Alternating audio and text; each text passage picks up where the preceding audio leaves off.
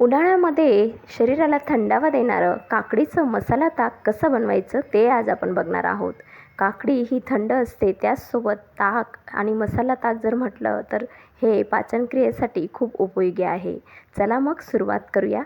तर त्यासाठी मी इथं काकडी घेतलेली आहे. ही हिरवी काकडी आहे. या जागेवर तुम्ही प्लेन काकडी घेत असणार तरी देखील चालणार आहे.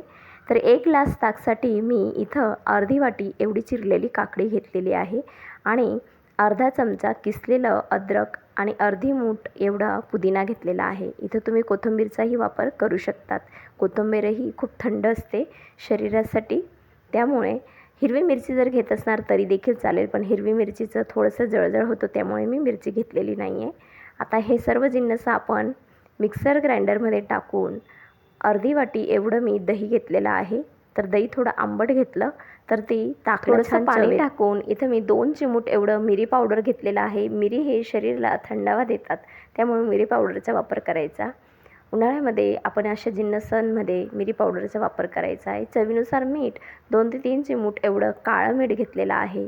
काळं मीठ घेतल्याने पाचनक्रिया छान होते आणि भाजलेल्या जिऱ्याचं पावडर देखील 2 ते 3 चिमूट एवढं घेतलेलं आहे. 1 ग्लास ताकसाठी एवढं आपण मोजून घेतलेलं आहे.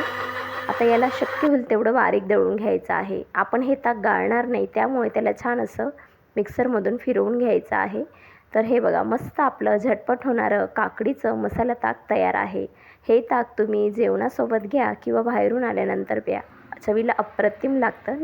यात थोडं आईस क्यूब टाकलं किंवा याला थंड करून पिलं तरी देखील चालेल. कशी वाटली रेसिपी? आवडली असेल तर व्हिडिओखाली लाईक करा. अशाच रेसिपींसाठी चॅनलला सबस्क्राईब करा. पुन्हा भेटूया. तोपर्यंत स्वस्त राहा, मस्त राहा. धन्यवाद.